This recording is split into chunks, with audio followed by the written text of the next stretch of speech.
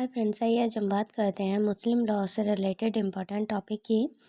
देखिए, आज हम बात करेंगे विवाह करने की क्षमता से रिलेटेड इम्पोर्टेंट एलिमेंट्स की।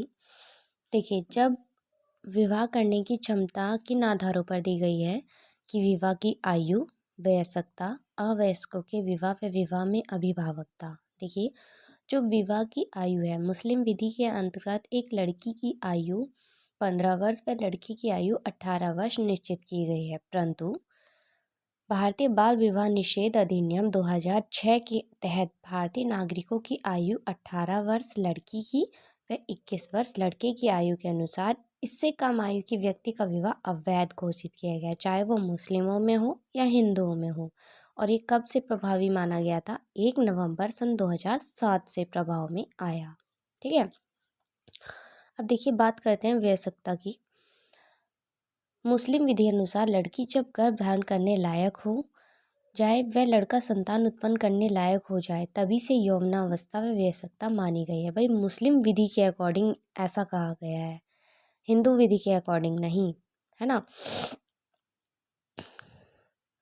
और जो सबसे बड़ी बात, जो विवाह होता है सुन्नियों में और शियाओं में, तो सुन्नियों में तो पिता, पितामह, सहोदर भाई, माता, चाचा आदि हकदार होते हैं। मतलब अगर अवयस्क संतान है, ये अवयस्कों के विवाह में अभिभावकता से रिलेटेड बात हो रही है कि जो मेजर नहीं है मतलब वयस्क नहीं है, 18 वर्ष से कम है, तो उनके पिता, पितामह, सहोदर भाई, माता, चाचा आदि हकदार होते हैं करने के। लेकिन शियाओं में केवल पिता व पितामह ही होते हैं। नोट क्या है, यदि 18 वर्ष से कम आयु व 21 वर्ष से कम आयु के पुरुष महिला आपस में विवाह करते हैं तो उनको 2 वर्ष का कारावास व 1 लाख फाइन दिया जाएगा। मतलब उनके तहत उन्हें देना पड़ेगा। अब देखिए, जहाँ एक और बात हो रही थी विवाह की क्षमता की कि भाई कौन कौन एलिजिबल है विवाह करने की मुस्लिम विधि के अनुसार, वहीं अब दूसरी ओर बात हो रही है पूर्ण असमर्थता की कि किन आधारों पर जो विवाह होगा अमान्य घोषित होगा मुस्लिम विधि में।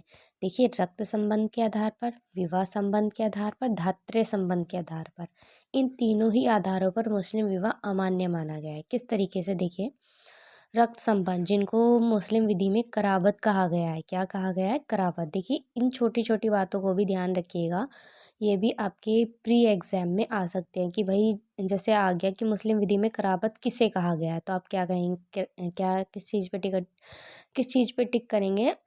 रक्त संबंधों पर।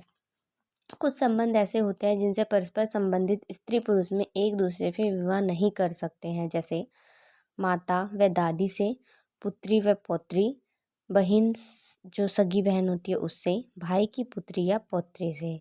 रक्त संबंध के कारण निषिद्ध स्त्री से विवाह शून्य है। देखिए, हमने आज बात करी रक्त संबंधों के आधार पर विवाह निषेध की। कल हम बात करेंगे, कल की वीडियो में विवाह संबंध व धात्र्य संबंध से रिलेटेड बात होगी। चलिए, थैंक्स।